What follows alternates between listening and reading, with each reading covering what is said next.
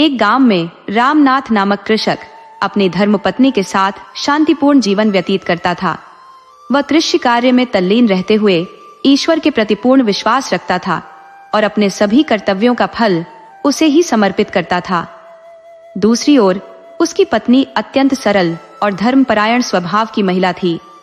वह पूजा पाठ में लगी रहती और माता रानी के भजनों से अपने दिनचर्या को समर्पित करती थी। उनके जीवन में छल कपट के लिए कोई स्थान नहीं था। वे प्रेम और सामंजस्य से परिपूर्ण जीवन जीते थे और अपनी सीमित आवश्यकताओं में पूर्ण संतोष पाते थे। एक दिन अचानक रामनाथ को धन की आवश्यकता पड़ी। इस समस्या के समाधान के लिए उसकी पत्नी ने सुझाव दिया कि वह अपनी गाय को बाजार में बेच दे, ताकि उससे प्राप्त धन से कृषि कार्य के लिए आवश्यक साधन जुटाए जा सके। महाजन से ऋण लेना उचित नहीं था, क्योंकि उसे चुकाना मुश्किल कार्य हो सकता था। पत्नी की सलाह को उचित मानते हुए रामनाथ अपनी गाय को लेकर बाजार की ओर प्रस्थान कर गया। चलते चलते वह एक जंगल में पहुंचा और एक विशाल वृक्ष के नीचे विश्राम करने के लिए रुक गया। थकावट के कारण उसने वहां कुछ समय बिताने का निर्णय लिया। उसी वृक्ष पर एक गिरगिट बैठा हुआ था। रामनाथ ने गिरगिट को देखा और मजाक में पूछा, तुम कुछ चाहते हो? गिरगिट ने अपनी स्वाभाविक आदत अनुसार गर्दन हिलाई। रामनाथ ने फिर कहा, मैं अपनी गाय बेचने बाजार जा रहा हूं। यदि तुम इसे खरीदना चाहते हो तो बताओ। गिरगिट ने फिर से सिर हिलाया। रामनाथ ने समझा कि गिरगिट उसकी गाय खरीदना चाहता है। उसने कहा, मेरी गाय की कीमत 30 रुपये है। गिरगिट ने कोई स्पष्ट प्रतिक्रिया नहीं दी, सिर्फ गर्दन हिलाता रहा। रामनाथ को यह लगा कि गिरगिट सौदा करने में रुचि नहीं रखता और उसने वहां से आगे बढ़ने का विचार किया। हालांकि गिरगिट ने फिर से अपनी गर्दन हिलाई।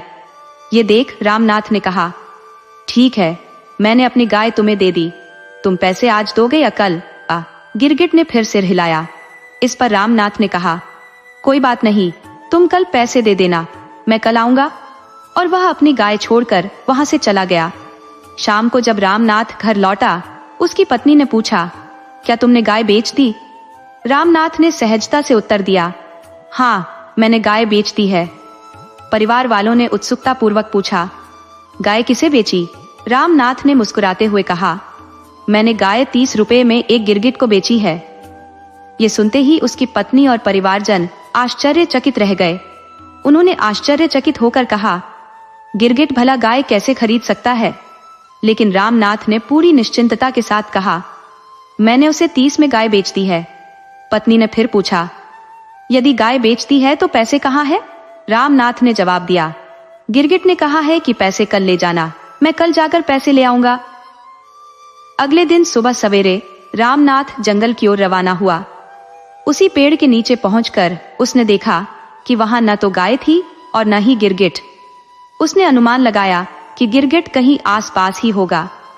तभी उसने पास की झाड़ियों में गिरगिट को देखा। रामनाथ ने कहा, गिरगिट, कल मैंने तुम्हें गाय बेची थी, अब मुझे 30 रुपए दे दो। लोग मेरा उपहास उड़ा रहे हैं, घर में कलह हो रही है, पड़ोसी भी मेरा मजाक बना रहे हैं कि गिरगिट ने गाय खरीदी है।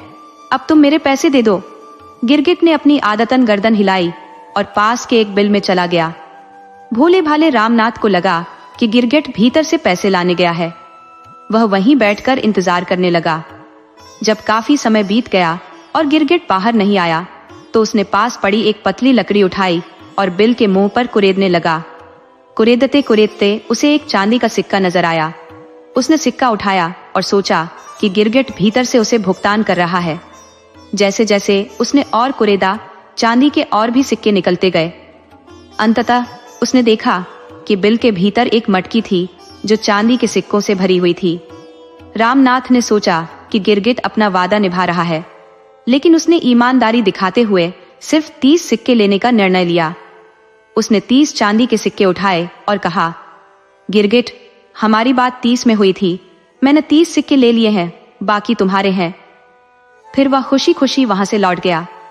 घर पहुंचने पर उसकी पत्नी ने पूछा, क्या पैसे ले आए? रामनाथ ने चांदी के 30 सिक्के दिखाए। सिक्के देखकर उसकी पत्नी हैरान रह गई और पूछा, ये चांदी के सिक्के कहां से लाए हो? रामनाथ ने विस्तार से पूरी घटना बताई। उसने कहा, जब मैं गिरगिट से पैसे मांग रहा था तो उसने बिल के भीतर से ये सिक्के दिए। वह और भी सिक्के दे रहा था, लेकिन मैंने केवल जितने हमारे थे वही लिए। मुझे बाकी सिक्कों का क्या करना? उसकी पत्नी ने संतोषपूर्वक कहा। ठीक है, ये बहुत अच्छा हुआ। शाम को उसकी पत्नी किसी काम से अपनी पड़ोसन के पास चली गई। पड़ोसन से बातचीत के दौरान उसने उत्सुकतावश पूछा, तुम्हारी गाय आखिर गई कहाँ? किसान की पत्नी ने जवाब दिया, मेरे पति ने गाय को गिरगिट के हाथों बेच दिया है। ये सुनकर पड़ोसन आश्चर्यचकित रह गए और विस्मय भरे स्वर में कहा, कैसे? किसान की पत्नी ने विस्तार से बताया कि किस प्रकार गिरगिट ने 30 चांदी के सिक्के दिए और कैसे वहां एक मटकी चांदी के सिक्कों से भरी हुई थी। पड़ोसन ने उत्सुकतावश पूछा, वह गिरगिट रहता कहाँ है? किसान की पत्नी ने कहा, जंगल में बरगद के पेड़ के नीचे एक बिल है, वहीं मेरे पति ने गाय बेची थी। अब पड़ोसन के भीतर लालच का अंकुर फूट पड़ा। किसान की पत्नी यह कहकर अपने घर लौट आई और यह बात अपने पति को बताई। दोनों पति पत्नी ने रात में जंगल जाने की योजना बना ली। रामनाथ के पड़ोसियों ने निश्चय किया कि रामनाथ के पहुंचने से पहले वे उस खजाने को अपने कब्जे में ले लेंगे। रात के स्याह अंधकार में वे सभी जंगल की ओर बढ़े। चलते चलते वे उस बरगद के पेड़ तक पहुंचे जिसके बारे में किसान की पत्नी ने जिक्र किया था। पेड़ के नीचे एक बिल नजर आया। उन्होंने तत्परता से बिल को खोदना शुरू किया। थोड़ी ही देर में उन्हें एक मटकी दिखाई दी। मटकी को देखते ही उनकी खुशी का ठिकाना न रहा, परंतु जैसे ही उन्होंने मटकी का ढक्कन खोला, उनके सामने बिच्छुओं का झुंड निकला। यह देख उनका क्रोध 7वें आसमान पर पहुंच गया। उन्हें लगा कि रामनाथ ने उन्हें धोखा दिया है और उन्हें नुकसान पहुंचाने की साजिश रची है। क्रोध में भरे पड़ोसियों ने रामनाथ को सबक सिखाने का संकल्प लिया। रामनाथ अपने रोजमर्रा के काम में व्यस्त था। वह अक्सर कहता था, ऊपर वाला जब भी देता है छप्पर फाड़ कर देता है। उसकी पत्नी उसे समझाने की कोशिश करती, लेकिन रामनाथ अपनी सरलता और मस्तमौला स्वभाव के लिए प्रसिद्ध था। वह जो भी मिलता उसमें ही खुश रहता। पड़ोसियों ने बदला लेने के लिए रामनाथ की झोपड़ी की छत को रात के अंधेरे में खोदने का निश्चय किया। उन्होंने उसकी छत में छेद किया और वहां से बिच्छुओं को अंदर डाल दिया। लेकिन जैसे ही बिच्छू नीचे गिरे, वे चांदी के सिक्कों में बदल गए। सुबह जब रामनाथ जागा तो उसने देखा कि उसकी झोपड़ी चांदी के सिक्कों से भर गई है।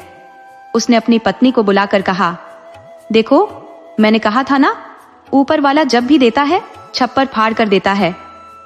रामनाथ ने मुस्कुराते हुए कहा, धन पर वही व्यक्ति अधिकार पाता है जिसके भाग्य में वह लिखा होता है। मैंने मटकी के सिक्कों को यह सोचकर छोड़ दिया था कि यह किसी और का है।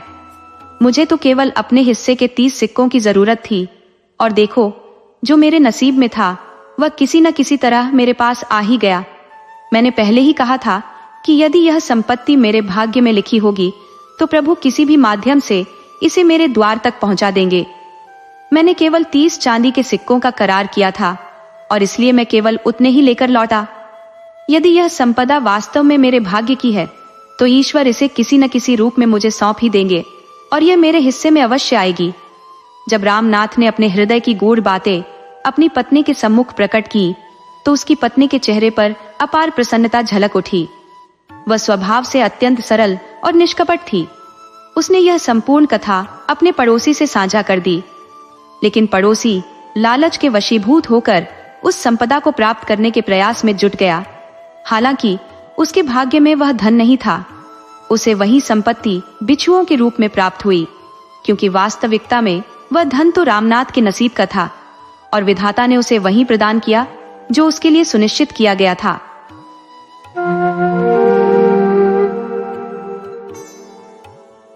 किसी सुदूर छोटे से ग्राम में एक निर्धन मत्स्यजीवी अपनी धर्मपत्नी के साथ निवास करता था। वह प्रतिदिन सागर तट पर समय व्यतीत करता और केवल उतनी मछलियां पकड़ता जितनी उसके परिवार की दैनिक आवश्यकता पूरी करने हेतु पर्याप्त होती थी। इसके विपरीत उसकी पत्नी अत्यंत लोभ प्रवृत्ति की थी। वह निरंतर अपने पति से वाद विवाद करती और कहती कि वह अधिक मछलियां पकड़े और अधिक धन अर्जन करे।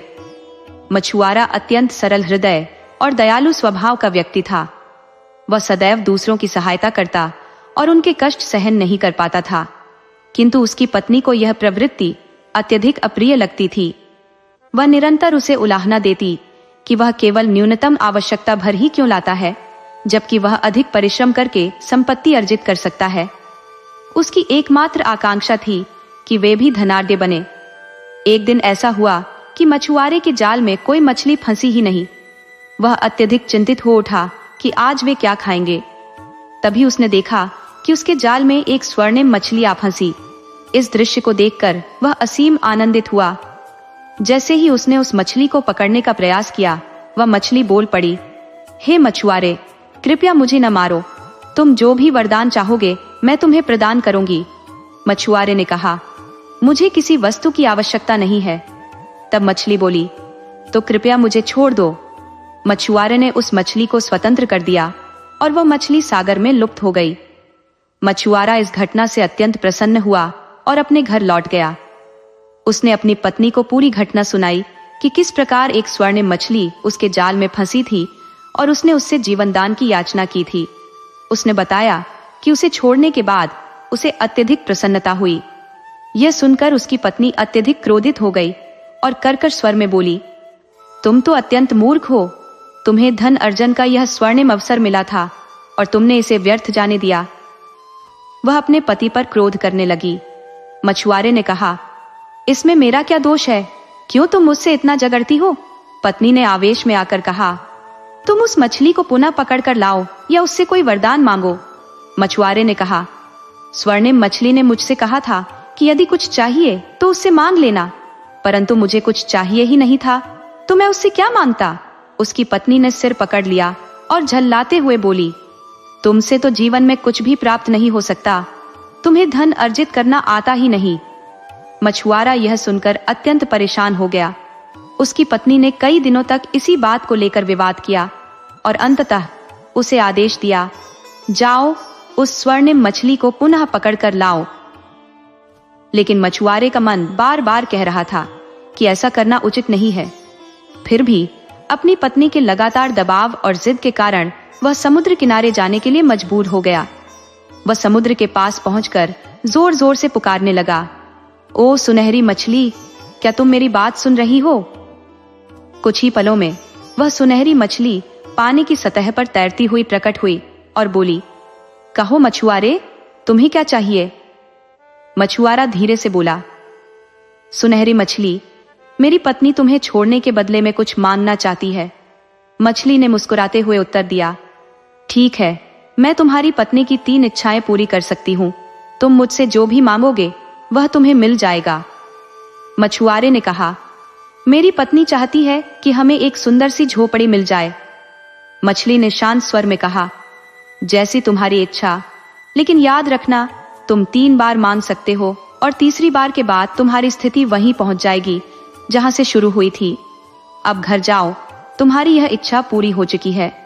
जब मछुआरा घर पहुंचा तो उसने देखा कि उसकी पत्नी एक सुंदर सी झोपड़ी के बाहर खड़ी मुस्कुरा रही है। वह खुशी से चहकते हुए बोली, देखो हमारी पुरानी खस्ताहाल झोपड़ी की जगह कितनी प्यारी झोपड़ी खड़ी हो गई है। इसमें एक बढ़िया रसोई घर है, एक आरामदायक कमरा है और पीछे एक छोटा सा बगीचा भी। इसमें बतखें और मुर्गियां भी हैं। मछुआरा यह सब देखकर बहुत संतुष्ट हुआ। कुछ दिन खुशी खुशी बीत गए। मछुआरा तो अपने काम में व्यस्त हो गया और उसने यह भी भूल गया कि मछली से और कुछ भी मांगा जा सकता है। लेकिन कुछ समय बाद उसकी पत्नी के मन में फिर से लालच घर कर गया। उसने पति से कहा, यह घर बहुत छोटा है, हमें एक भव्य महल चाहिए। मछुआरे ने कहा, लेकिन हमारे लिए यह झोपड़ी पर्याप्त है, हमें महल की क्या जरूरत? पत्नी भड़क उठी, तुम हमेशा के हमेशा मूर्ख ही रहोगे। जब मछली ने कहा है कि 3 इच्छाएं मांग सकते हो तो क्यों ना पूरा फायदा उठाएं? हमें अमीर बनना है। पत्नी के इस लालच और जिद के आगे मछुआरा लाचार हो गया। वह फिर से दुखी मन से समुद्र किनारे पहुंचा और पुकारने लगा, ओ सुनहरी मछली, क्या तुम मेरी आवाज सुन रही हो? सुनहरी मछली फिर से पानी के ऊपर आई और बोली, कहो मछुआरे, अब क्या चाहिए? मछुआरे ने थके हुए स्वर में कहा, मेरी पत्नी ने मुझे बहुत परेशान कर दिया है। वह कहती है कि तुम्हारे जीवन को बचाने के बदले में हमारी झोपड़ी को महल में बदलवा दो। मछली ने गहरी सांस लेते हुए कहा, जैसा तुम चाहते हो वैसा ही होगा। जाओ, तुम्हें महल मिलेगा। मछुआरा धीरे धीरे घर की ओर बढ़ा। जब वह वहां पहुंचा तो देखा कि उसकी पत्नी महल के दरवाजे पर खड़ी थी। भीतर कदम रखते ही उसने पाया कि महल हर प्रकार की सुख सुविधाओं से भरा हुआ था। हर तरफ नौकर चाकर काम में लगे थे। विशाल बाग बगीचे थे जिनमें हिरण, घोड़े और गायें आराम से विचरण कर रही थी। वहां एक भव्य अस्तबल और गौशाला भी थी। अब उनके पास किसी भी चीज की कमी नहीं रह गई थी। कुछ दिनों तक सब कुछ आनंदमय रहा, लेकिन फिर मछुआरिन का लालच फिर से जाग उठा। उसने अपने पति से कहा, हमारे पास इतना बड़ा महल, इतने नौकर चाकर हैं, लेकिन तुम्हें राजा बनना चाहिए। जाओ, सुनहरी मछली से कहो कि तुम्हें राजा बना दे। मछुआरा शांत स्वभाव में बोला, मुझे राजा बनने की कोई जरूरत नहीं है। मैं यहाँ सुखी हूँ और मुझे और कुछ नहीं चाहिए। लेकिन मछुआरिन ने इस बात पर इतना झगड़ा किया कि मछुआरा विवश होकर फिर से समुद्र किनारे पहुंचा। वहां पहुंचकर उसने पुकारा, ओ सुनहरी मछली, क्या तुम मेरी बात सुन रही हो? पानी की सतह पर सुनहरी मछली तैरती हुई आई और बोली, कहो मछुआरे, अब क्या चाहिए? थके स्वर में मछुआरा बोला, मेरी पत्नी कह रही है कि इस महल में राजा की आवश्यकता है, इसलिए मुझे राजा बना दो।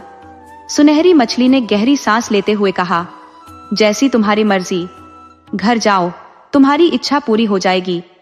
मछुआरा भारी मन से घर की ओर लौटा, लेकिन जब वह पहुंचा तो उसकी आंखों के सामने वही पुरानी टूटी फूटी झोपड़ी खड़ी थी। उसकी पत्नी झोपड़ी के दरवाजे पर खड़ी थी और उसकी आंखों में पछतावे के आंसू थे। मछुआरे ने सिर झुकाकर कहा, मैंने तुमसे पहले ही कहा था कि मछली ने कहा है, तीसरी बार के बाद तुम्हारा वर्तमान वहीं लौट आएगा जहां से शुरू हुआ था। तुम्हारे लालच के कारण हमने सब कुछ गंवा दिया। मछुआरिन अपने पति के पैरों पर गिर पड़ी और बोली, मुझे माफ कर दो, मेरा लालच मुझे अंधा कर गया था। मैं कुछ भी सोचने समझने लायक नहीं बची थी। मेरे कारण आज हमारी यह हालत हुई है। मछुआरे ने शांत स्वर में कहा, इसमें पछताने की क्या बात है? हम पहले भी ऐसे ही थे, अब भी वैसे ही रहेंगे। जैसा पहले जी रहे थे वैसे ही अब भी गुजर बसर कर लेंगे। अब मछुआरा रोज समुद्र जाता और उतनी ही मछलियां पकड़ता जितनी उसकी आवश्यकता होती। वह जरूरत से ज्यादा कभी नहीं पकड़ता। उसकी पत्नी ने भी अब अपने लालच पर काबू पा लिया था। वह अब मछुआरे को किसी भी बात के लिए परेशान नहीं करती थी। उसने समझ लिया था कि लालच में पड़कर उसने सब कुछ खो दिया था।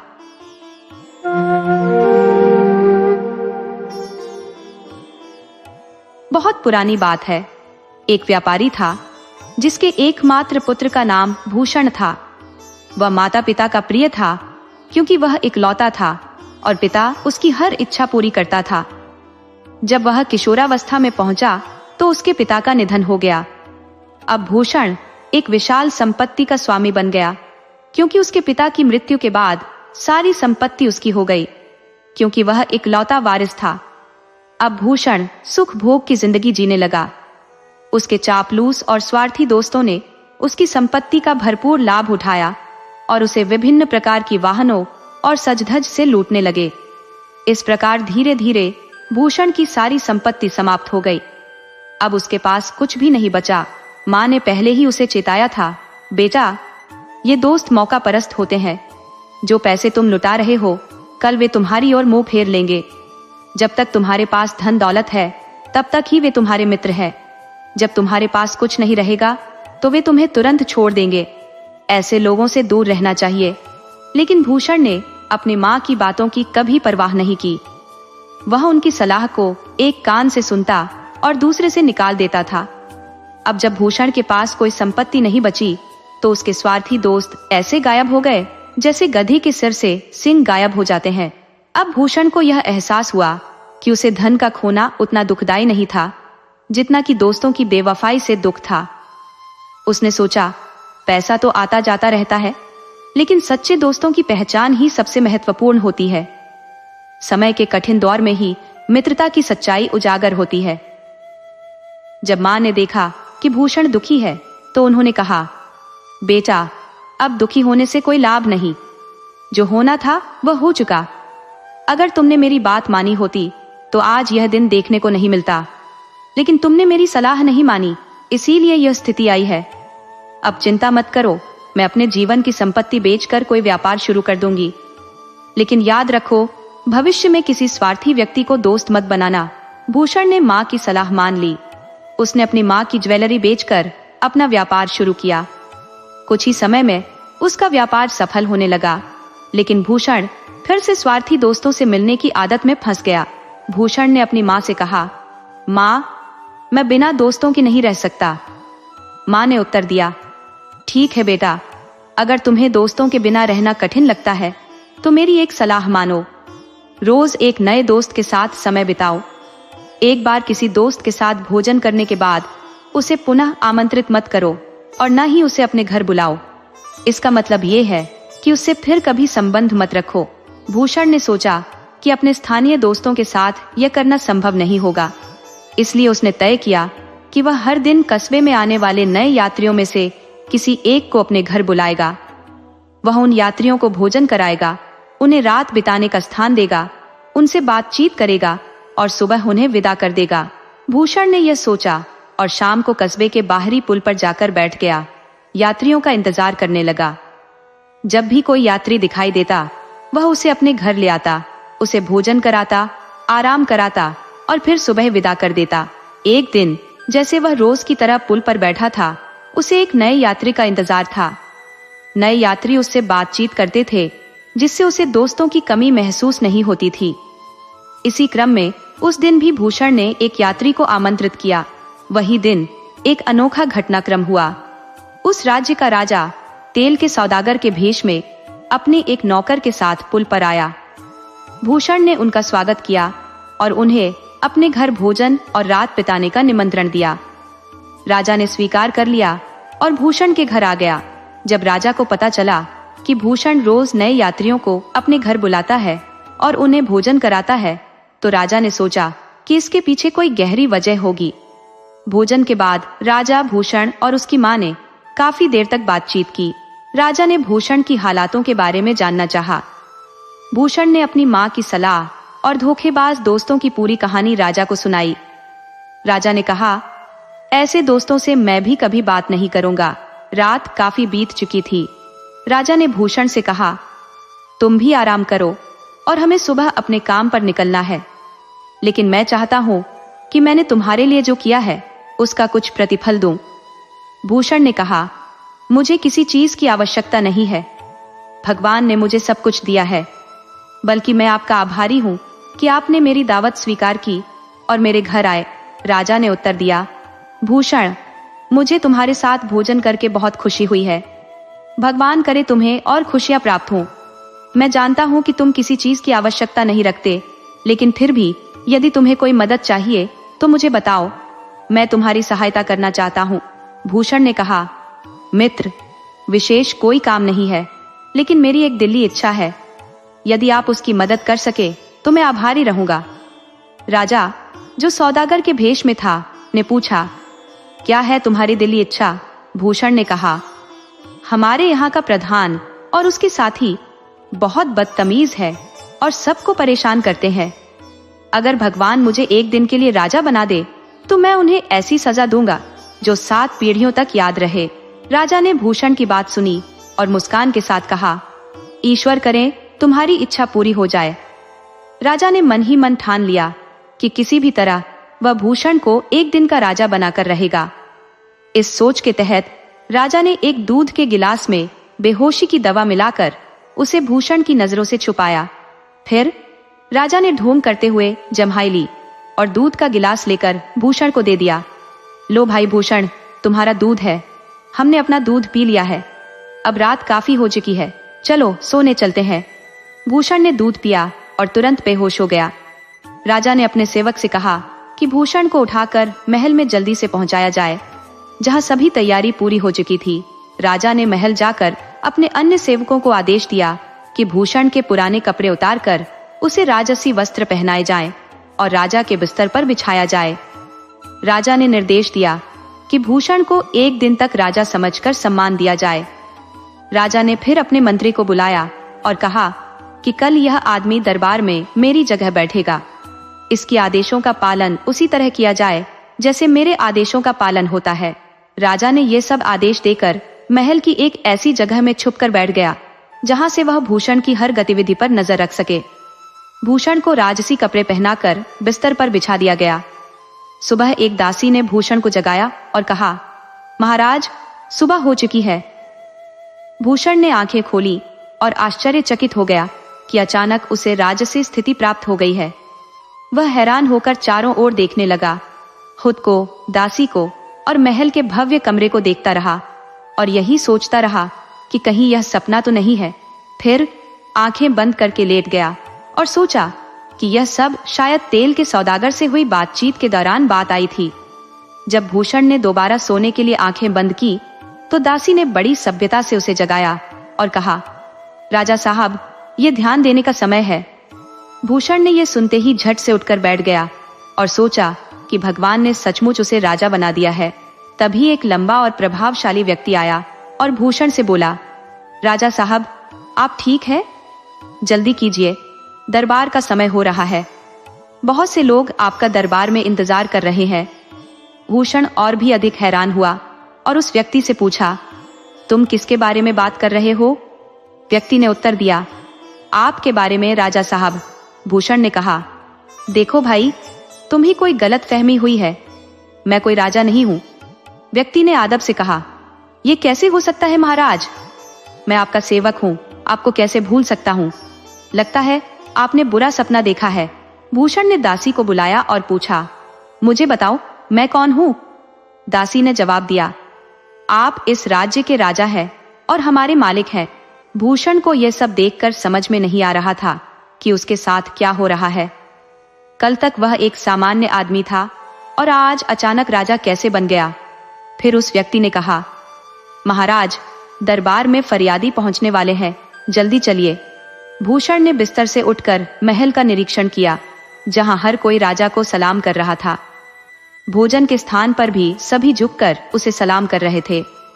भूषण ने भी सभी को सलाम का जवाब देते हुए दरबार में प्रवेश किया और अपनी जगह पर बैठ गया। अब मंत्री ने दरबार में लोगों की शिकायतें पेश करना शुरू किया, लेकिन भूषण ने पहले मंत्री को आदेश दिया कि राजसी दारोगा को तुरंत हाजिर किया जाए। दारोगा जब उपस्थित हुआ तो भूषण ने अपने मोहल्ले का नाम लेते हुए कहा कि वहां के प्रधान और उसके सहयोगियों को सजा दी जाए, उन्हें शहर में घुमाकर उनकी जलील कर दी जाए और यह संदेश दिया जाए कि यह सजा उन लोगों के लिए है जो मोहल्ले वालों को परेशान करते हैं। भूषण की बातों का पालन किया गया। भूषण ने आदेश दिया कि उसी मोहल्ले में एक लड़का रोशन रहता है और उसकी माँ भी वहीं निवास करती है। उस लड़के की माँ को 1000 सोने के सिक्के भेजे जाएं। ये कार्य भी भूषण के आदेश पर पूर्ण कर दिया गया। इसके बाद भूषण ने एक फरियादी की शिकायत सुनी और उसका निर्णय किया। फिर वह महल में वापस आया। उसे खाने की मेज पर ले जाया गया, जहां विविध प्रकार के व्यंजन सजाए गए थे। चारों ओर लजीज और स्वादिष्ट भोजन थालियों में सजा हुआ था, जो सोने और चांदी की थालियों में परोसा गया था। सुंदर दासियां भोजन परोस रही थी और भूषण चारों ओर से सुंदर दासियों से घिरा हुआ था। भूषण को यह सब हकीकत मानने में कठिनाई हो रही थी। उसने अपने आप को चुटकी काटी और महसूस किया कि वह सचमुच राजा बन चुका है। भोजन के दौरान भूषण ने दासियों को अपने पास बैठाया और सभी को अपने हाथों से खाना खिलाया, साथ ही उनके नाम पूछे। फिर उसे एक और कमरे में ले जाया गया, जो पहले से भी अधिक भव्य और सज्जित था। भूषण ने वहां बिछे तकिए को संभाला और कमरे में बज रहे संगीत और नृत्य का आनंद लिया। एक दासी ने राजा के इशारे पर बेहोशी की दवा मिलाकर एक प्याला पेश किया। भूषण ने उसे पी लिया और बेहोश हो गया। राजा ने तत्काल आदेश दिया कि भूषण के कपड़े उतारकर उसे अपने पुराने कपड़े पहनाए जाएं और उसे उसके घर भेज दिया जाए। सुबह जब भूषण की आंख खुली तो उसने पाया कि वह अपने पुराने घर में है। उसने चारों ओर देखा और दासियों के नाम लेकर उन्हें पुकारा, लेकिन कोई भी उसकी आवाज पर नहीं आया। अंततः उसकी माँ आई और पूछा, क्या हुआ बेटा भूषण, तुम कैसी बातें कर रहे हो? भूषण ने अपनी माँ से पूछा, तुम किसे अपना बेटा कह रही हो माँ? माँ ने उत्तर दिया, अरे बेटा, क्या तुम अपनी माँ को नहीं पहचानते? भूषण ने कहा, खबरदार, इज्जत से पैसा हो। कौन भूषण? मैं तो इस राज्य का राजा हूँ।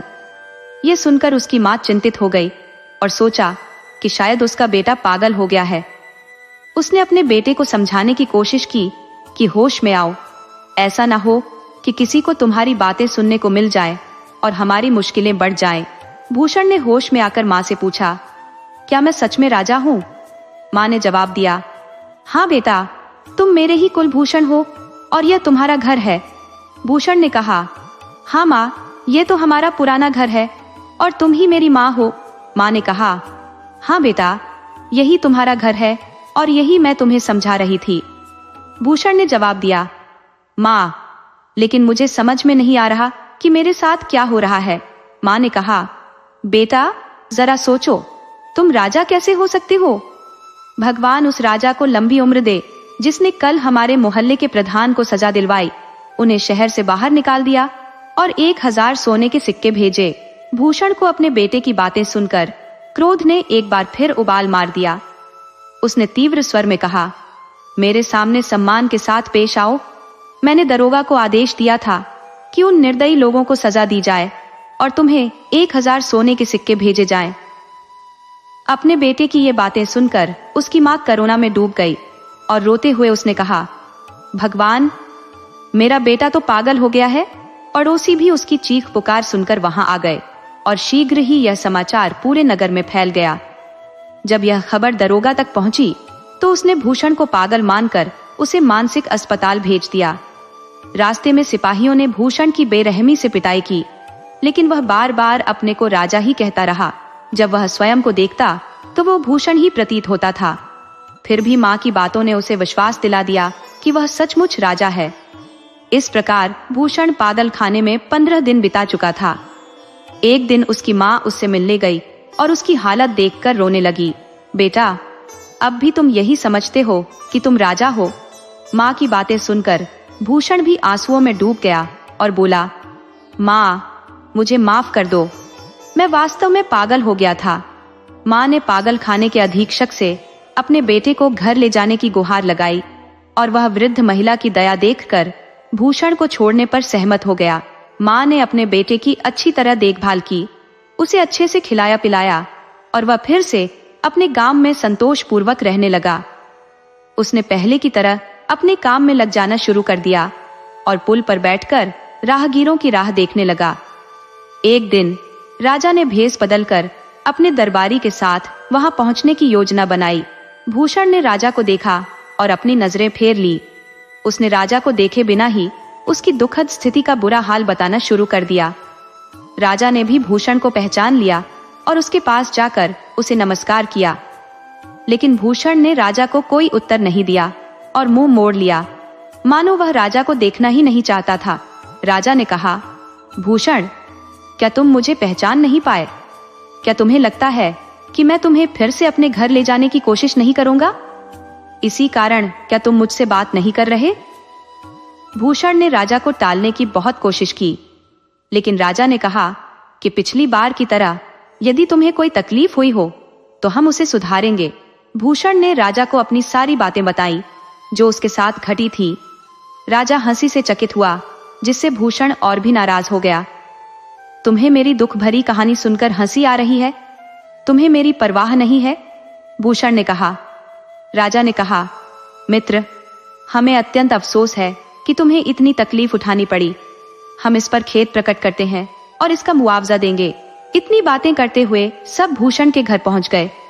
खाना खाते और बातें करते करते आधी रात बीत गई।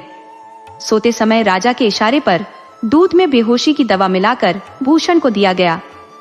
राजा ने प्रेम पूर्वक उसे दूध पिलाया और फिर आदेशानुसार भूषण को गंदे स्थान में पहुंचा दिया। राजा ने भी दरवाजे बंद कर दिए और महल में लौट आया। राजा ने आदेश दिया कि भूषण को शाही वस्त्र पहनाकर उसके कमरे में लेटा दिया जाए और सुबह उसका पुराना सम्मान बनाए रखा जाए। जब सुबह भूषण की आंख खुली तो उसने पाया कि वह गंदे स्थान में है और पुराने अनुभवों की यादें अचानक ताजा हो गई। भूषण ने कहा, लगता है मैं फिर वही भयावह सपना देख रहा हूँ जिसने मुझे इतनी अपमानजनक स्थितियों में डाला था। नहीं, मैं अब और यह सब सहन नहीं करूंगा। इस स्थान का शासक शैतान है। मुझे लगता है कि यह सब फिर मेरे साथ होने वाला है। यह कहकर भूषण ने अपनी आंखें बंद कर ली। दासियों ने उसे जगाने की कई बार कोशिश की, परंतु भूषण ने कहा, क्यों बेवजह किसी को राजा बना रही हो? दासियों ने जवाब दिया, महाराज, क्या आपको बुरा सपना आया है? भूषण ने उत्तर दिया, तुम्हें क्या पता मैंने क्या क्या झेला है? दासियों ने कहा, आप तो महल से बाहर नहीं गई महाराज। इस पर भूषण फिर से सोच में पड़ गया, क्या सचमुच मैं राजकुमार हूं, या यह सब स्वच्छता या वास्तविकता की परतों के पीछे छिपे राजा की चाल है? तब दासियां गाने और नाचने लगी। भूषण भी खुद को नियंत्रित नहीं कर पाया और उनके साथ उछलते हुए नाचने लगा। उसने इतनी धूमधाम मचाई कि शाही वस्त्र भी फाड़ दिए। राजा स्वयं इस दृश्य को देख रहा था और जोर जोर से हंसने लगा। भूषण ने राजा को पहचान लिया और कहा, अच्छा, तो ये सब मेरे साथ जो हो रहा है इसका असली कारण यह पापी है। राजा ने भूषण को गले लगाते हुए कहा, भूषण, तुम उदास मत हो, मैं तुम्हारे सभी दुख दूर कर दूंगा। जो कुछ भी तुम्हारे साथ हुआ उसके लिए मुझे गहरा अफसोस है। अब तुम मेरे दरबार में रहोगे। राजा ने भूषण को एक सुंदर निवास प्रदान किया और खर्च के लिए धन भी दिया। कुछ समय बाद राजा ने भूषण का विवाह उसकी पत्नी के साथ करवा दिया। रानी ने अपनी दासी को सम्मानित किया और उनका घर भर दिया। दोनों खुशी से रहने लगे, लेकिन राजा और रानी द्वारा दी गई वस्तुएं कुछ ही दिनों में समाप्त हो गईं। अब उनकी स्थिति फिर से दयनीय हो गई और उन्होंने सोचा कि क्या किया जाए। रानी से कुछ मांगना भी असहज लग रहा था।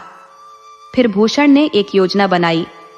उसने अपनी पत्नी से कहा कि वह एक सफेद चादर ओढ़कर मृतक की तरह लेट जाए, ताकि वह राजा से कफन दफन के बहाने कुछ धन प्राप्त कर सके। पत्नी ने वैसा ही किया। भूषण रोते हुए राजा के पास पहुंचा और कहा, महाराज, मेरे ऊपर दुखों का पहाड़ टूट पड़ा है। मेरी पत्नी की मृत्यु हो गई है। राजा ने भूषण को सांत्वना दी और कहा, यदि तुम्हें किसी चीज की आवश्यकता हो तो मुझे बताओ।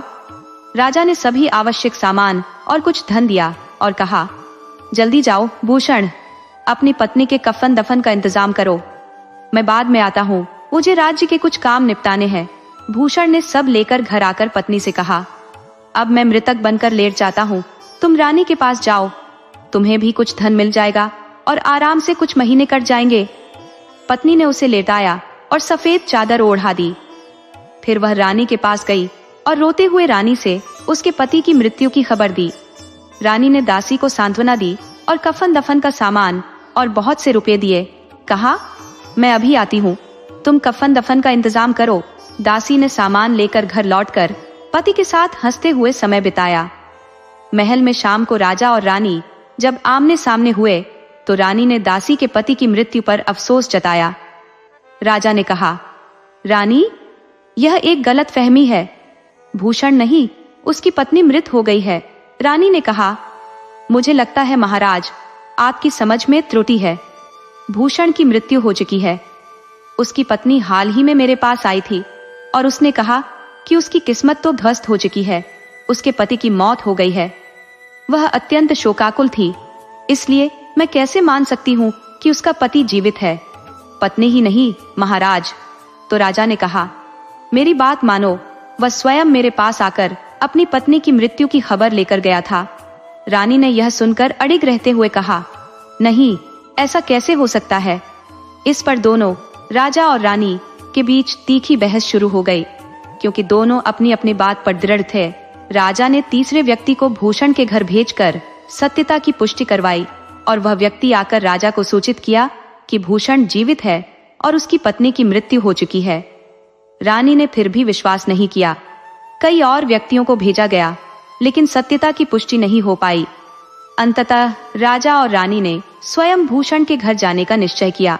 राजा और रानी जब अपने नौकरों के साथ वहां पहुंचे तो उन्होंने देखा कि भूषण और उसकी पत्नी पलंग पर लेटे हुए थे, जैसा कि पहले से अनुमान था। राजा और रानी के आगमन को देखकर उन्होंने मृतकों की तरह लेटे रहने का अभिनय किया।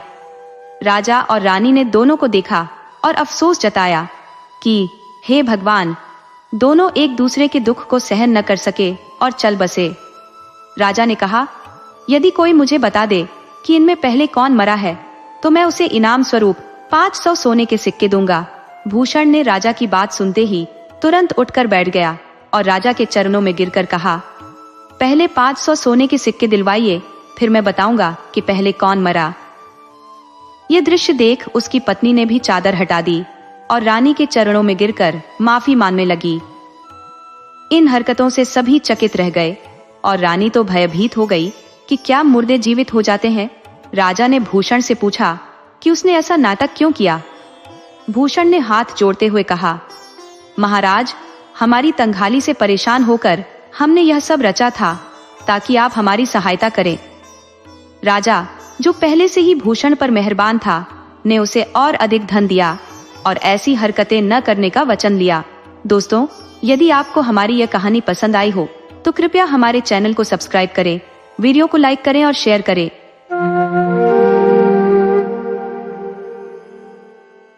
बहुत समय पहले एक गांव में एक निर्धन किसान का निवास था। उसका एक पुत्र और एक पुत्री थी। पुत्री बड़ी थी और पुत्र छोटा। किसान और उसकी पत्नी अपने बच्चों की विवाह संपन्न कर इस संसार से मुक्त होना चाहते थे। उनकी पुत्री का विवाह एक अत्यंत संपन्न परिवार में हुआ था। उसके पास विपुल धन संपत्ति थी, सेवक सेविकाएं थी और किसी प्रकार की कमी नहीं थी। परंतु पुत्र निर्धन था। वह प्रतिदिन खेतों में कठिन परिश्रम करता और उसकी आय से घर का खर्चा पूरा नहीं हो पाता था। उसे अपनी जीविका चलाने के लिए अतिरिक्त मजदूरी भी करनी पड़ती थी। उसके पास किसी प्रकार की संपत्ति नहीं थी। प्रतिदिन जो भी कमाता उसी से अपने परिवार का भरण पोषण करता था। जब काम नहीं मिलता तो कई दिन उसके पास भोजन नहीं होता और बच्चे भूखे ही सो जाते थे। जिस दिन वह मेहनत करता उसी दिन चूल्हा जलता, अन्यथा चूल्हा बुझा ही रहता था। उसकी पत्नी भगवान शिव की परम भक्त थी। वह नियमित रूप से पूजा पाठ करती और भोलेनाथ के मंदिर में प्रतिदिन जाती थी। वहां जाकर पहले मंदिर की सफाई करती और फिर भोलेनाथ की पूजा करती। भगवान शिव में उनका अटूट विश्वास था और इसी कारण उन्हें अपनी गरीबी से कोई शिकायत नहीं थी। घर की स्थिति चाहे जैसी भी हो, वह पूजा पाठ कभी नहीं भूलती थी। इसी कारण निर्धन होने के बावजूद उनके बच्चे संस्कारी थे और वे थोड़े में भी खुश रहकर जीवन यापन करते थे। दूसरी ओर किसान की बहन अपने धन वैभव पर अत्यंत गर्व करती थी और अपने भाई की गरीबी के कारण उसे संबंध रखना अपमानजनक समझती थी। उसे लगता था कि उसका भाई उसके बराबरी का नहीं है और इसलिए वह अपने भाई और उसके परिवार से मिलना पसंद नहीं करती थी। उसकी नजर में भाई की गरीबी उसे शर्मिंदगी का कारण बनती थी। एक बार किसान की बहन की ननद की शादी थी। उसने अपने सभी रिश्तेदारों को निमंत्रण भेजा, परंतु अपने भाई को उसकी गरीबी के कारण आमंत्रित नहीं किया। जब किसान को इस शादी के बारे में किसी और से पता चला तो उसे बहुत बुरा लगा। उसने अपनी पत्नी से झूठ बोलकर कहा कि उसकी बहन की ननद की शादी है और उसे वहां जाना है। पत्नी ने कहा, तुम्हारी बहन ने तो निमंत्रण नहीं भेजा है और हमें आमंत्रित नहीं किया है। इस पर किसान ने कहा, नहीं, मेरी बहन ने निमंत्रण भेजा है, मुझे बताना भूल गया था, मुझे वहां जाना चाहिए। इस प्रकार उसने अपनी पत्नी से झूठ बोलकर और अपनी सामर्थ्य के अनुसार कुछ कपड़े और उपहार लेकर अपनी बहन की ससुराल की ओर पैदल ही चल पड़ा। जब वह अपनी बहन के ससुराल पहुंचा तो उसकी उपस्थिति पर किसी ने ध्यान नहीं दिया, परंतु उसकी घमंडी बहन यामी ने खिड़की से उसे देख लिया कि उसका भाई आया है। उसे देखकर वह पीछे हट गई और सोचने लगी, मैंने तो उसे शादी में नहीं बुलाया, फिर भी वह आ गया। उसे अपने भाई का यहाँ आना अच्छा नहीं लगा। इसी बीच उसकी देवरानी ने उसके भाई को देख लिया और दौड़कर अपनी जेठानी के पास गई और कहने लगी, दीदी, तुम्हारा भाई आया है। उसकी बहन ने देवरानी से कहा, दरवाजे पर मेरे जेठ ससुर बैठे हैं, इसलिए मैं नहीं जा सकती। मुझे उनसे शर्म आती है। मुझे यह बताओ कि मेरे भाई का हाल कैसा है और वह क्या लाया है। देवरानी ने जवाब दिया, दीदी, तुम्हारे भाई ने बहुत मैले कपड़े पहने हुए हैं और वे जगह जगह से फटे हुए हैं। उसने अपने हाथ में एक पोटली भी ली हुई है जिसमें कुछ रखा है। ये सुनकर उसकी बहन ने कहा, तुम जाओ और उसे पीछे के दरवाजे से अंदर भेज दो। देवरानी ने ऐसा ही किया और उसके भाई को पीछे के दरवाजे से घर के अंदर ले आई। भाई आते हुए रास्ते भर सोचता रहा कि बहुत दिनों बाद बहन से मिलने आया हूं तो वह मुझे देखकर खुश होगी। लेकिन उसकी बहन, जो पैसों के घमंड में अंधी थी, ने भाई की भावनाओं की कद्र नहीं की। भाई के अंदर आने पर उसने न उसे पानी पूछा न बैठने के लिए कहा, न ये पूछा कि उसका हाल कैसा है। उल्टा वह उसे ताने मारने लगी, तुम इस फटे हाल में यहाँ क्यों आए हो? मेरी सारी इज्जत खराब कर दी। कम से कम तुम्हें मेरा ख्याल तो करना चाहिए था। भाई ने कहा, बहन, मुझे तुमसे मिलने का बहुत मन था, लेकिन मुझे नहीं पता था कि तुम मुझे देखकर खुश नहीं होगी। बहन ने कहा, ठीक है, अब तुम आ गए हो तो मेरे साथ आओ।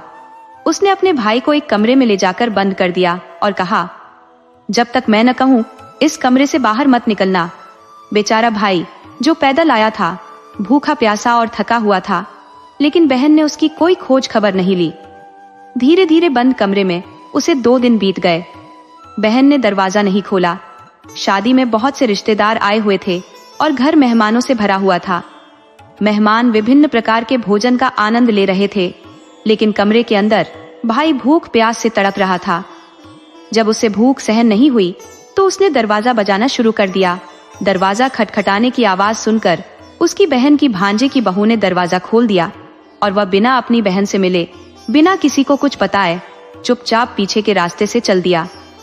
वह समझ गया कि उसकी बहन उससे मिलना नहीं चाहती और न ही वह भाई बहन का रिश्ता निभाना चाहती है।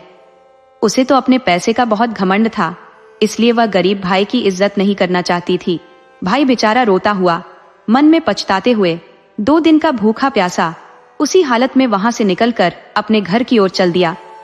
भूख प्यास के कारण उसमें कमजोरी आ गई और चलते चलते उसके पैर लड़खड़ाने लगे। वह बीच बीच में बैठ जाता और फिर चल पड़ता। ऐसा करते करते वह आधे रास्ते में पहुंच गया और भूख प्यास के चलते अब वह बिल्कुल अधमरा सा हो गया था। उसके शरीर में बिल्कुल जान नहीं बची थी और उसने अब और सहन नहीं कर सका तो बेहोश होकर गिर पड़ा। महादेव और माता पार्वती, जो हमेशा अपने भक्तों का ख्याल रखते हैं, ये सारा दृश्य देख रहे थे। माता पार्वती ने कहा, यह बेचारा बेहोश हो गया है। इसकी पत्नी हमारी परम भक्त है, कितनी पूजा करती है और हमारी पूजा के बिना तो बेचारी भोजन भी नहीं करती। ये भूखा प्यासा है, भोजन पानी के बिना ये तड़प रहा है। ऐसे तो ये मर जाएगा। हमें इसकी मदद करनी ही पड़ेगी। अगर हम इसकी मदद नहीं करेंगे तो कौन करेगा? भगवान शंकर ने कहा, देवी, आप चिंता मत कीजिए, हम इसके पास चलते हैं। भगवान भोलेनाथ ने साधु का रूप धारण कर लिया और माता पार्वती ने एक बूढ़ी औरत का रूप धारण कर लिया। इसके बाद वे दोनों वहां पहुंच गए। माता पार्वती ने उसका सिर अपनी गोद में रख लिया और बोली, बेटा, आंखें खोलो। भगवान शंकर और माता पार्वती की कृपा से उसकी बेहोशी एकदम खत्म हो गई। उसने आंखें खोल दी। जब उसकी आंख खुली तो उसने एक बूढ़ी माँ को अपने पास देखा। तब वह बूढ़ी माँ कहने लगी, मैं इसी जंगल में रहती हूँ। जब मैंने तुम्हें गिरते हुए देखा तो मैं तुम्हारे पास चली आई। उसने कहा, बेटा, तुम्हें क्या परेशानी है? बूढ़ी माँ के इतना कहते ही वह बेचारा फूट फूट कर रोने लगा। माता पार्वती ने पूछा, बेटा, क्या हुआ? तुम क्यों रो रहे हो? जब उसकी दुखती रग पर हाथ रखा गया तो वह भावनाओं में बह गया और कहने लगा, माता, अपनी बहन से मैं बहुत प्यार करता हूँ। मेरी बहन की ननद की शादी थी। उसने मुझे शादी में नहीं बुलाया, लेकिन मैंने भाई होने के नाते जाना जरूरी समझा। जैसे तैसे किसी से पैसे उधार लेकर जो भी मुझसे बन सका वह लेकर मैं अपनी बहन के घर गया। लेकिन मेरी बहन ने मेरे साथ ऐसा व्यवहार किया जो मैं किसी को बता भी नहीं सकता।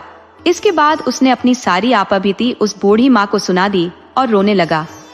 वह कहने लगा, जब मैं घर जाऊंगा तो मेरी पत्नी और बच्चे पूछेंगे कि आप बुआ के यहाँ शादी में गए थे, वहां से क्या लेकर आए हो? तो मैं अपने बच्चों को क्या जवाब दूंगा? अपनी पत्नी को क्या कहूंगा? ये सोच सोच कर मेरी जान निकली जा रही है। बूढ़ी माँ की बात सुनकर वह थोड़ी राहत महसूस करने लगा। बूढ़ी माँ ने कहा, बेटा, चिंता मत करो, थोड़ा आगे हमारे बगीचे में चलो, वहां तरबूज और ककड़ी लगे हुए हैं। तुम कुछ तरबूज तोड़ लो और अपने थैले में भरकर ले जाओ। उसने कहा, हाँ माँ, यह ठीक रहेगा। बूढ़ी माँ की बात मानकर उसने अपने थैले में ककड़ी और तरबूज तोड़कर भर लिए और अपने घर की तरफ चल पड़ा।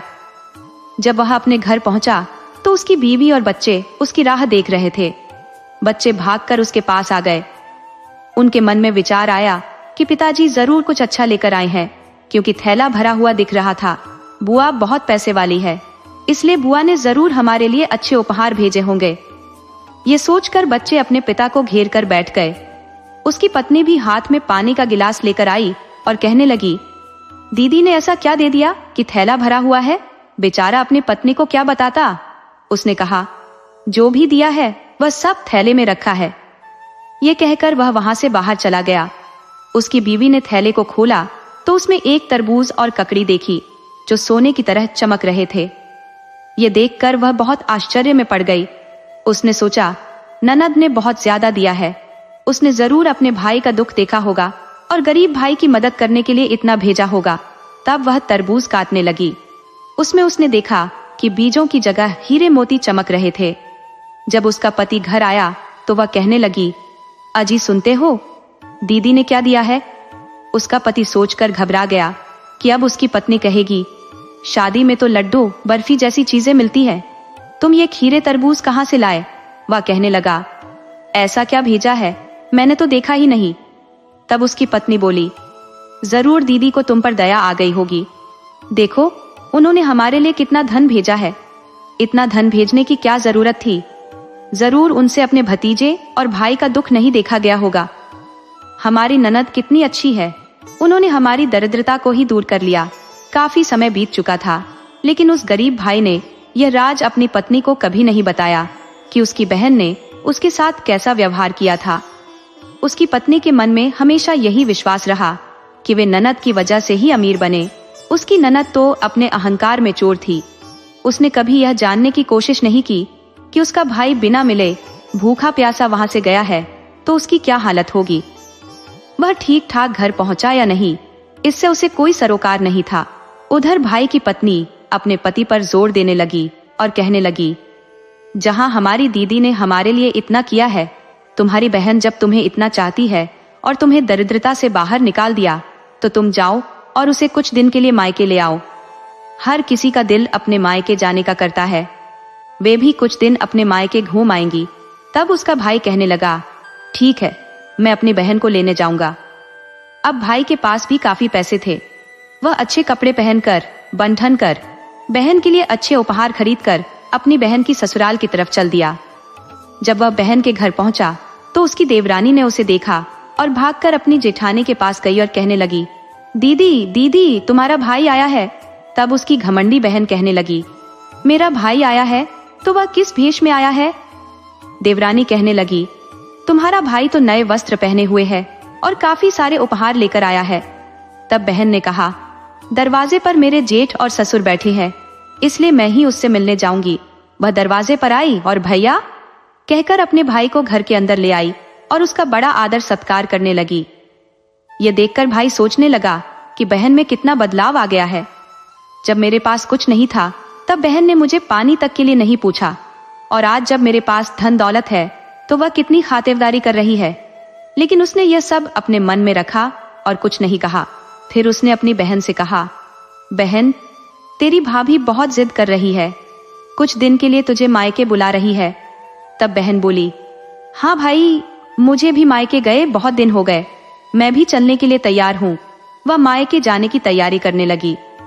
जब घमंडी बहन अपने भाई के घर आई तो उसने भाई के घर परिवार और उसकी शानो शौकत देखकर उसकी आंखें फटी की फटी रह गई। तब उसकी भाभी ने उसका बहुत आदर सत्कार किया और उसकी बहुत सेवा की, क्योंकि उसकी भाभी को यही लगता था कि वह अपनी ननद की वजह से ही उनके दिन फिर गए हैं और वे अमीर और पैसे वाले हो गए हैं। उनके दुख के दिन अब बीत गए हैं। वह इसका सारा श्रेय अपनी ननद को ही देती थी।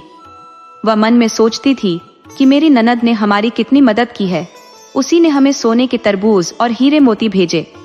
अगर मेरी ननद धन नहीं भेजती तो हम लोग ऐसे गरीबी में ही रहते। यह सोचकर वह अपनी ननद की हर मांग पूरी करती थी। जो भी उसकी ननद कहती वह उसे दिला देती। उसकी ननद कहती, मुझे यह साड़ी खरीदनी है, तो वह उसे दिला देती। उसकी ननद की हर फरमाइश पूरी करने की कोशिश करती और बहुत खुश होती कि चलो, मैं अपनी ननद की फरमाइश तो पूरी कर रही हूँ। बाबा नंका जब वापस ससुराल जाने का समय आया तो भाई ने सोचा, ठीक है, बहन को विदा तो करना है, लेकिन मैं बहन के लिए एक खास जोड़ी जूती बनवाना चाहता हूँ। वह एक मोची के पास गया और कहा, भैया, एक जोड़ी बोलने वाली जूती बना दो। मोची बोला, ठीक है, लेकिन बोलने वाली जूती बनाने के लिए 2 दिन का समय लगेगा। भाई ने सहमति जताई और घर आकर बहन से कहा, 2 दिन और रुक जाओ, फिर तुम चली जाना, तब तक जूती बनकर आ जाएगी। बहन ने कहा, ठीक है भैया, मैं रुक जाऊंगी। 2 दिन बाद जब जूती बनकर आई तो उसे देखकर बहन बहुत खुश हुई। जूती पर मीनाकारी और कढ़ाई की गई थी और उस पर हीरे मोती जड़े थे। यह देखकर बहन बहुत प्रसन्न हुई। जब वह जूतियां पहनती तो जूती में से आवाज आती, गरीब का कोई रिश्ता नहीं होता, अमीरी गरीबी का होता है। बहन ने भूखे प्यासे भाई को घर से लताड़ दिया। हर बार जब वह जूती पहनती तो यही आवाज सुनाई देती। ये बात भाई की पत्नी ने सुनी और अपने पति से पूछने लगी, ये जूती क्या बोल रही है? मुझे कुछ समझ में नहीं आ रहा। पति ने कहा, ये तो जूती है, जैसी मोची ने बना दी वैसी बन गई, लेकिन ये क्या कह रही है मुझे भी नहीं पता। फिर बहन के विदा होकर जाने का समय आ गया। जब वह विदा होकर चलने लगी तो उसने वही जूती पहन ली। जैसे ही वह चलती, जूती फिर बोलने लगी, गरीब का कोई रिश्ता नहीं होता, अमीर गरीब का रिश्ता नहीं होता। बहन के दिल में पश्चाताप होने लगा कि उसने अपने भाई के साथ कैसा व्यवहार किया और फिर भी उसके भैया भाभी ने उसके साथ इतना अच्छा बर्ताव किया। ससुराल पहुंचने पर भाभी ने पति से कहा, सुनिए जी, जरूर कोई बात है जो मुझसे छुपा रहे हो। पति बोला, मैं तुमसे कुछ नहीं छुपा रहा। भाभी ने कहा, नहीं, तुम मुझसे जरूर कुछ छुपा रहे हो। फिर जिद करने लगी, जूतियों का क्या रहस्य है, वह मुझे भी बता दीजिए। तब उसके पति ने बताया, जब हमारे पास कुछ नहीं था, मेरे कपड़े भी फटे पुराने थे। जब मैं अपनी बहन के घर उसकी ननद की शादी में गया था तो बहन ने मेरा कोई आदर सत्कार नहीं किया। उसने मुझे 1 गिलास पानी तक नहीं पूछा और मुझे एक कमरे में बंद कर दिया। मैं 2 दिन तक भूखा प्यासा कमरे में बंद पड़ा रहा। आखिरकार उसकी ननद की बहू ने दरवाजा खोला। मैं वहां से भाग निकला और पूरे समय यही सोचता रहा कि गरीब अमीर का कोई रिश्ता नहीं होता, चाहे वह बहन भाई ही क्यों ना हो। जब मैं जंगल में पहुंचा तो बेहोशी में गिर पड़ा। वहां एक बूढ़ी माई और एक साधु बाबा आए। उन्होंने मुझे पानी पिलाया और मेरी कहानी सुनी। मैंने उन्हें बताया कि मैं बहन के घर से शादी से आ रहा हूं और अब अपने बीवी बच्चों को क्या मुंह दिखाऊंगा। तब बूढ़ी माई ने कहा कि मेरा बगीचा पास ही है, तुम वहां से तरबूज और ककड़ी भर ले जाओ। वही तरबूज लेकर मैं घर लौटा। उस बूढ़ी माई और साधु बाबा की कृपा से ही आज हमारी स्थिति गरीबों से अमीरों जैसी हो गई है। मेरी बहन ने हमारी कोई मदद नहीं की, न ही हमें कोई धन दिया। उसकी पत्नी कहने लगी, मैं तो आज तक यही सोचती थी कि मेरी ननद की वजह से हम पैसे वाले हो गए। वह बूढ़ी माई और साधु बाबा जो आपको जंगल में मिले थे, निश्चित ही भगवान शंकर और माता पार्वती थे, जिनकी मैं पूजा करती हूँ। भगवान शिव और माता पार्वती की कृपा हम पर हुई है, उन्हीं के कारण हम गरीब से अमीर हुए हैं। तब उसका पति कहने लगा, तुम ठीक कह रही हो, लेकिन फिर भी अपने मन में कोई मैल मत रखना, मेरी बहन से कोई गिला शिकवा मत रखना। वैसे भी हम अपनी बहन की वजह से ही तो पैसे वाले हुए हैं। अगर वह मुझे घर से ना निकालती, मेरा निरादर ना करती और मुझे भूखा न रखती तो मैं उसके ससुराल से नहीं भागता, और तब शायद हम पर भगवान शिव और माता पार्वती की कृपा भी नहीं होती। किसी न किसी रूप में यह सब मेरी बहन से ही जुड़ा है, उसी की वजह से ही हम पैसे वाले हुए हैं। वे अपनी पत्नी को समझाने लगे, मेरी बहन के प्रति तुम अपने मन से दुर्व्यवहार मत रखना, उसके साथ कभी कोई ऐसा बर्ताव मत करना जिससे उसे महसूस हो कि जैसा उसने मेरे साथ किया, हमने भी वैसा ही उसके साथ किया है। उसकी पत्नी कहने लगी, आप चिंता ना करें, ऐसा कभी नहीं होगा। भगवान ने हमें इतना दिया है कि हम दूसरों की मदद कर सकें, लेकिन हम अपने गरीबी के दिन भूले नहीं हैं। अगर बहन ने ऐसा किया है तो वह उसकी अपनी सोच है। हम हमेशा उसका आदर सत्कार करेंगे। जब भी वह अपने मायके आएंगी तब भी हम उन्हें वही उपहार देंगे जो वह चाहेंगी। उस दिन के बाद उन दोनों की भगवान शिव और माता पार्वती के प्रति श्रद्धा और विश्वास बहुत बढ़ गया और वे उनकी भक्ति में लीन रहने लगे। उन्हें समझ आ गया कि मनुष्य को भगवान पर विश्वास रखकर धैर्य धारण करना चाहिए। भगवान स्वयं अपने भक्तों का ध्यान रखते हैं और उनके कष्टों का निवारण करते हैं। भगवान अपने भक्तों को कभी अकेला नहीं छोड़ते।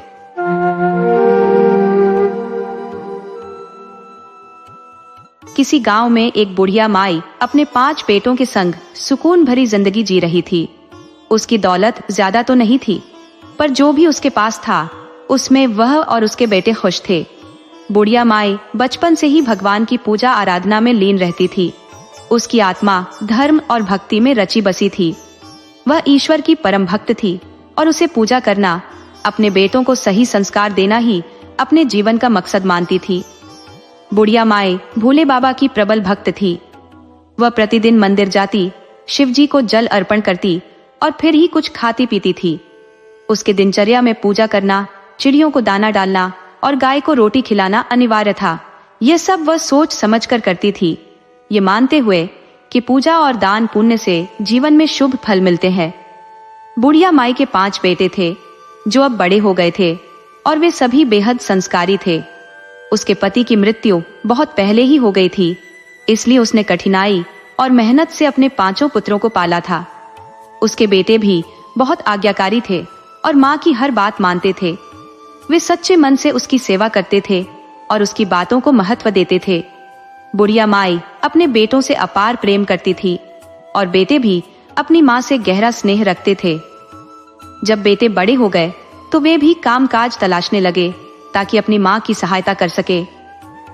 बुढ़िया माई को यह विश्वास था कि उसने अपने बच्चों को जो अच्छे संस्कार दिए हैं वही उसकी असली संपत्ति है। वह अपने बेटों को 5 रत्न कहकर बुलाती थी। हालांकि समय बीतने के साथ उसे यह भी एहसास हुआ कि उसके हर बेटे में एक अनमोल गुण छुपा हुआ है। ये गुण उसकी भक्ति और भगवान की कृपा का ही परिणाम था। हर माता पिता के लिए उनके बच्चे अनमोल होते हैं, पर बुढ़िया माई के बेटे विशेष गुणों से विभूषित थे। उसने अपने बेटों के नाम शुरू से ही राम, गोपाल, श्याम, मोहन रखे थे, लेकिन जब उसे पता चला कि उनमें से हर एक में कोई खास गुण छिपा है तो उसने उनके गुणों के अनुसार नए नाम देने शुरू कर दिए। अब वह भगवान की भक्ति करते हुए अपने बेटों को गुणों से सुसज्जित मानती थी और कहती थी कि यही मेरी भक्ति और आस्था का फल है। उनका सबसे बड़ा बेटा, जिसे वह गल रतन कहकर पुकारती थी, एक विशेष गुण वाला था और इसी कारण से वह उसे हमेशा प्यार और गर्व के साथ याद करती थी। बुढ़िया ने अपने सबसे बड़े बेटे का नाम गल रतन रखा था क्योंकि वह इतनी मात्रा में पानी अपने गले में जमा कर सकता था कि पूरी की पूरी नदी सूख जाए। जब वह पानी अपने भीतर रोकता था तो मानो नदी का सारा जल उसके गले में समा जाता। वहीं उसका दूसरा बेटा अपने पैरों को इतनी लंबाई तक खींच सकता था कि बुढ़िया उसे श्रवण रत्न कहती थी। तीसरे बेटे का शरीर इतना शक्तिशाली था कि वह किसी विशाल ब्रिज की तरह मजबूत दिखता था, इसलिए बुढ़िया ने उसे ब्रज रत्न का नाम दिया था। चौथे बेटे पर आग का कोई असर नहीं होता था, इसलिए वह उसे अग्नि रतन कहकर पुकारती थी। और सबसे छोटे बेटे की बात करें तो वह अपनी सांसों को पूरे 1 दिन तक रोक सकता था, जबकि सामान्य इंसान कुछ ही सेकंड तक अपनी सांस रोक पाते हैं। बिना अभ्यास के कोई भी लंबे समय तक सांस रोकने की कोशिश करे तो मृत्यु भी हो सकती है, पर उसका 5वां बेटा इस अद्भुत क्षमता का धनी था। बुढ़िया के इन बेटों के पास ऐसे प्राकृतिक गुण थे जो साधारण इंसानों में नहीं होते, लेकिन उन अद्भुत शक्तियों के साथ साथ वे अपनी माँ से मिले संस्कारों से भी संपन्न थे। वे अपने बड़ों का बहुत सम्मान करते थे और छोटे भाइयों से प्रेम पूर्वक रहते थे। 5 भाई एक साथ मिलजुल कर रहते थे और कभी आपस में झगड़ा नहीं करते थे। अपने माँ की हर बात को मानना उनका कर्तव्य था। बुढ़िया ने सख्त हिदायत दी थी कि उनके इन विशेष गुणों का किसी से भी जिक्र न किया जाए। 5 बेटों ने माँ की बात को पत्थर की लकीर मान लिया था और वे किसी को भी अपनी शक्तियों के बारे में नहीं बताते थे। बुढ़िया अपने जीवन को पूरी तरह से पूजा और भक्ति में समर्पित कर चुकी थी। उसने कभी धन दौलत की परवाह नहीं की, क्योंकि वह मानती थी कि भगवान ने उसे इतने गुणवान बेटे दिए हैं तो उससे बड़ा धन और कुछ नहीं हो सकता। वह हमेशा भगवान से यही प्रार्थना करती कि उसके बेटे यूं ही मिलजुल कर खुश रहे। उन 5 भाइयों में गहरा प्रेम था। बड़े बेटे अब जवान हो चुके थे और वे अपनी माँ का हाथ बटाने लगे थे। उनका पेशा मछलियां पकड़ने और बेचने का था, क्योंकि वे जाति से मछुआरे थे। बुढ़िया ने भी इन्हीं मछलियों को बेचकर अपने बेटों की परवरिश की थी। जब उसके बच्चे छोटे थे तो उसका पति बहुत पहले ही स्वर्ग सिधार गया था। बुढ़िया ने अकेले ही कड़ी मेहनत करके अपने बच्चों को पाला था। जब समय मिलता तो वह दूसरों के घरों में काम भी करती, जिससे कुछ अतिरिक्त आय हो सके। अब पांचों बेटे समुद्र से मछलियां पकड़कर लाते और उन्हें बाजार में बेचते थे, जिससे उनका गुजारा चलता था। हालांकि उनके पास असाधारण शक्तियां थीं, लेकिन वे इन शक्तियों का इस्तेमाल मछलियां पकड़ने के लिए नहीं करते थे, ताकि किसी को उन पर शक न हो। वे साधारण मछुआरों की तरह ही काम करते थे, जिससे किसी को उनके चमत्कारी गुणों का पता न चल सके। लेकिन जैसा कि जीवन में सुख और दुख का चक्र चलता रहता है, बुढ़िया और उसके बेटों के जीवन में भी बदलाव आने लगा। सुख के बाद दुख और दुख के बाद सुख का यह चक्र उनकी कहानी का हिस्सा बनता जा रहा था। जब उनके मछली पकड़ने का काम कम होने लगा और मछलियां भी कम मिलने लगी, तो पांचों भाइयों को काफी दिक्कतों का सामना करना पड़ा। हालात इतने खराब हो गए कि उन्हें कुछ नया सोचने की जरूरत महसूस हुई। तब भाइयों ने मिलकर यह फैसला किया कि वे आधी रात को तालाब पर जाएंगे और मछलियां पकड़ेंगे, ताकि दिन में कोई उन्हें उनके विशेष गुणों का उपयोग करते हुए न देख सके। रात का समय इसलिए चुना गया ताकि वे अपने अद्वितीय गुणों का सही इस्तेमाल कर सके, बिना किसी की नजरों में आए। बुढ़िया का सबसे बड़ा बेटा गल रतन अपने गले में पूरे तालाब का पानी भर लेता था, जिससे मछलियां नीचे कीचड़ में रह जाती थी, और बुढ़िया के बाकी चारों बेटे उस दौरान जितनी मछलियां चाहिए होती उन्हें उठा लेते थे। उनका उद्देश्य कभी लालच नहीं होता था, वे सिर्फ उतनी मछलियां पकड़ते थे जितने से उनका गुजारा चल सके। जब गल रतन पानी गले में भरता तो वह बार बार भाइयों को याद दिलाता कि उनके पास सिर्फ 5 मिनट होते हैं, क्योंकि अगर वह 5 मिनट से ज्यादा पानी गले में रखेगा तो उसका गला फट जाएगा। 5 मिनट के भीतर ही चारों भाई मछलियां इकट्ठा कर लेते थे और फिर पांचों घर वापस लौट जाते थे। उनमें से कोई एक भाई बाजार जाकर मछलियों को बेच देता था। उनका यह रोज का काम बन गया और इस वजह से बाजार में उनका मछलियों का व्यापार अच्छा चलने लगा। बाकी मछुआरों को यह देखकर जलन होती थी कि इन भाइयों को हमेशा ताजगी भरी मछलियां मिलती थी और वे अच्छे दामों पर आसानी से बिक जाती थी। पांचों भाई भी दिखने में बिल्कुल एक जैसे लगते थे, मानो जुड़वा हो। इसलिए बुढ़िया के अलावा और कोई उन्हें पहचान नहीं पाता था कि कौन बड़ा है और कौन छोटा। एक दिन बुढ़िया का सबसे छोटा बेटा शांत रतन, जो कि एक दिन तक अपनी सांस रोक सकता था, अपनी माँ के साथ मछलियां बेचने बाजार गया। वहां एक मछुआरा उससे पूछने लगा, तुम इतनी सारी मछलियां कहां से लाते हो? मुझे भी बता दो, मैं भी उसी तालाब पर जाता हूँ, पर मुझे कभी इतनी मछलियां नहीं मिलती। मछुआरे की बात सुनकर शांत रतन को उस पर दया आ गई और उसने उसे बता दिया कि वे रात के 12 बजे तालाब पर जाकर मछलियां पकड़ते हैं। उसने यह भी कहा कि अगर वह भी उस समय वहां आना चाहे तो आ सकता है। घर लौटकर शांत रतन ने अपने भाइयों को सारी बात बता दी। भाइयों ने आपस में सोचा कि वह मछुआरा भी गरीब है, उसे भी कुछ मछलियां पकड़ने दी जाए। उन्हें किसी चीज का लालच नहीं था, इसलिए उन्होंने उसकी मदद करने का फैसला कर लिया। लेकिन बात वहीं नहीं रुकी। उस मछुआरे ने अपने बाकी साथियों को भी यह बात बता दी और देखते देखते रात में तालाब पर मछलियां पकड़ने के लिए कई मछुआरे पहुंच गए। गल रतन ने सभी को पहले से ही समझा दिया था कि वह तालाब का पानी अपने गले में सिर्फ 5 मिनट तक ही रख सकता है, इसलिए जो मछलियां पकड़नी हो जल्दी पकड़ लो। लेकिन बाकी मछुआरे बहुत स्वार्थी हो गए थे। जब उन्होंने तालाब में इतनी मछलियां देखी तो उनके लालच ने उन्हें घेर लिया।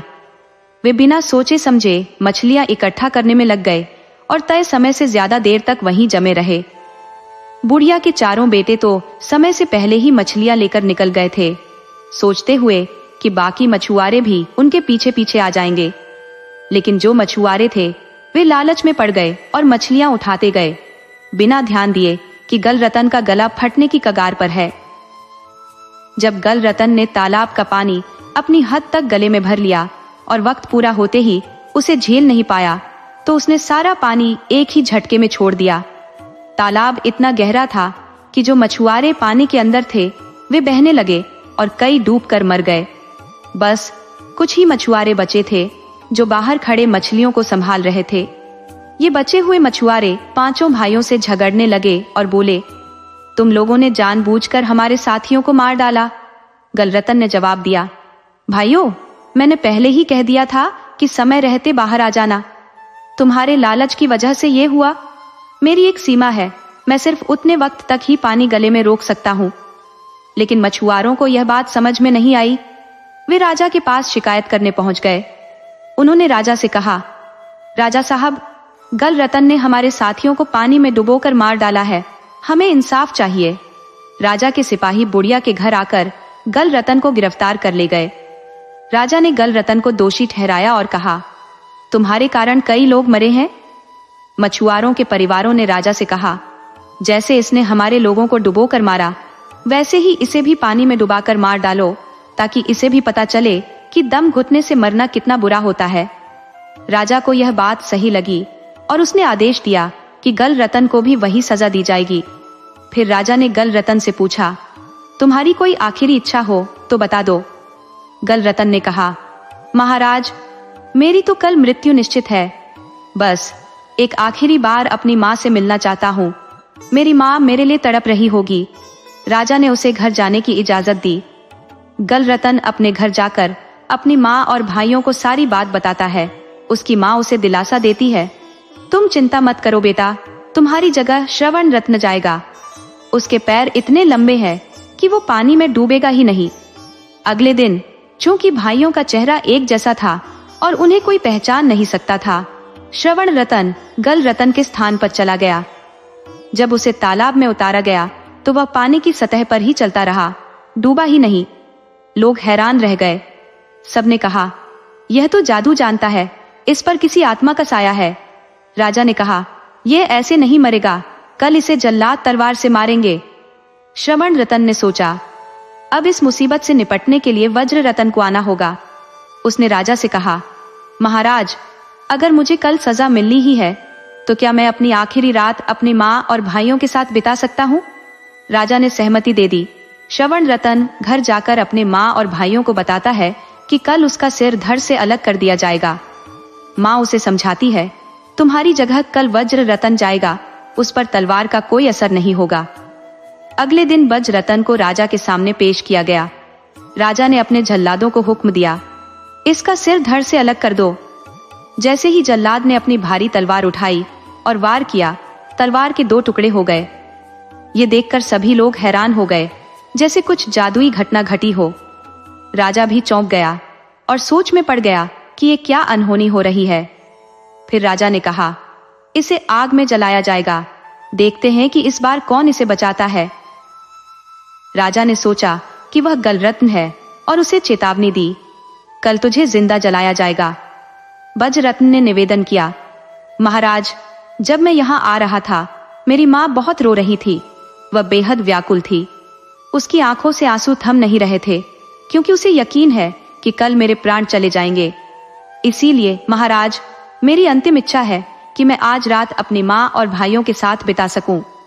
राजा ने उसकी बात मान ली और उसे घर जाने दिया।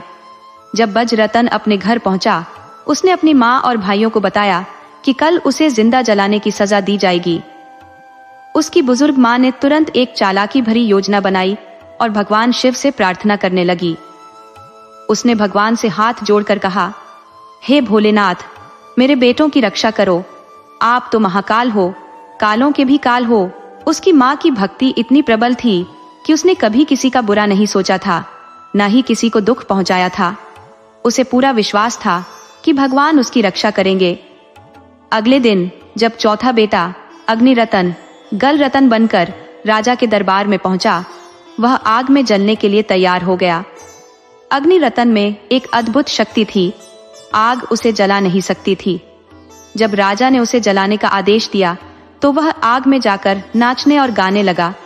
ये देखकर राजा और सारी प्रजा दंग रह गई। सबके चेहरे पर हैरानी और डर साफ दिखने लगा। लोगों ने सोचा कि उस पर किसी आत्मा का साया है, इसलिए आग का उस पर कोई असर नहीं हो रहा है। अग्निरतन ने राजा से कहा, महाराज, आपने मुझे हर तरह की सजा दी, मगर जाने क्यों मैं हर बार बच जाता हूँ, पर कल मेरी मृत्यु निश्चित है। मुझे आज अपनी माँ के पास जाने दीजिए। वह 4 दिनों से मेरे लिए तड़प रही है। आज मैं उसकी गोद में सिर रखकर आराम से सोऊंगा, तभी तो कल चैन से मर सकूंगा। राजा ने उसकी बात मानी और उसे घर भेज दिया। जब अग्निरतन अपने घर पहुंचा, उसने माँ और भाइयों से लिपटकर अपनी व्यथा बताई और कहा कि कल उसे जमीन में जिंदा गाड़ दिया जाएगा। उसकी माँ ने उसे सांत्वना दी, चिंता मत कर बेटा, भगवान पर भरोसा रखो, वह जरूर हमारी मदद करेंगे। उस रात माँ और बेटा दोनों भगवान शिव की भक्ति में लीन हो गए। माँ की सच्ची भक्ति का ही परिणाम था कि भगवान ने उनके बेटों को अद्वितीय शक्तियां प्रदान की थी और अब वह भक्ति रंग ला रही थी। अब राजा ने अपने सैनिकों को आदेश दिया कि एक गहरा गड्ढा खोदकर गल रतन को जिंदा दफन कर दिया जाए। सैनिक बुढ़िया के घर पहुंचते हैं और गल रतन को ले जाने के लिए दरवाजा खटखटाते हैं। बुढ़िया सैनिकों से पूछती है, तुम मेरे बेटे को तो मारने के लिए ले ही जा रहे हो, लेकिन ये तो बता दो कि उसे किस प्रकार से सजा दी जाएगी। एक सैनिक उसे बताता है, तेरे बेटे को जिंदा दफनाया जाएगा। ये सुनकर बुढ़िया अपनी सबसे छोटी बेटी शांत रतन से कहती है, जाओ, मेरी जगह तुम जाओ, तुम्हारी जगह कोई नहीं ले सकता। शांत रतन माँ की आज्ञा मानते हुए सैनिकों के साथ चल पड़ता है। सैनिक उसे उस गड्ढे में डाल देते हैं और ऊपर से मिट्टी भरने लगते हैं ताकि दम घुटने से उसकी मृत्यु हो जाए। वे उसे गल रतन समझकर छोड़ देते हैं, क्योंकि असल में शांत रतन तो अपनी सांस लंबे समय तक रोक सकता था। उसकी इस अद्वितीय शक्ति के चलते उसे मिट्टी के अंदर कोई दिक्कत नहीं होती। जब रात का अंधेरा गहरा हो जाता है और सैनिक यह मानकर चले जाते हैं कि गल रतन की मौत हो चुकी है, बुढ़िया अपने चारों बेटों के साथ उस जगह पर पहुंचती है। वे चुपचाप मिट्टी हटाकर शांत रतन को गड्ढे से बाहर निकालते हैं। फिर वे गड्ढे को दोबारा मिट्टी से भर देते हैं ताकि किसी को कोई शक ना हो। अब सबकी नजरों में गल रतन मर चुका था, लेकिन बुढ़िया ने मन ही मन यह निर्णय लिया कि वे अब इस राज्य में नहीं रहेंगे। वह अपने बेटों को लेकर किसी दूर स्थान पर चल पड़ी, जहां उन्हें कोई पहचानता नहीं था। वहां जाकर वे सभी मिलकर माता रानी और भगवान शिव की पूजा में लीन हो गए। बुढ़िया अपनी भक्ति में कभी कोई कमी नहीं रखती थी। उसका विश्वास था कि भोलेनाथ ने उसकी संतानों की रक्षा की और आगे भी करेंगे। अब वह और उसके बेटे एक नए राज्य में बस गए, जहां उनके बारे में कोई नहीं जानता था। हे प्रभु, जैसे आपने बुढ़िया और उसके बेटों की रक्षा की, वैसे ही जो इस कहानी को सुन रहे हैं और जो इसे कह रहे हैं, उनके दुखों का निवारण करें, उनके बच्चों की रक्षा करें और हर संकट की घड़ी में उन्हें सहारा दे। बोलो हर हर महादेव। अगर आपको हमारी कहानी पसंद आई हो तो कृपया इसे अधिक से अधिक लाइक और शेयर करें।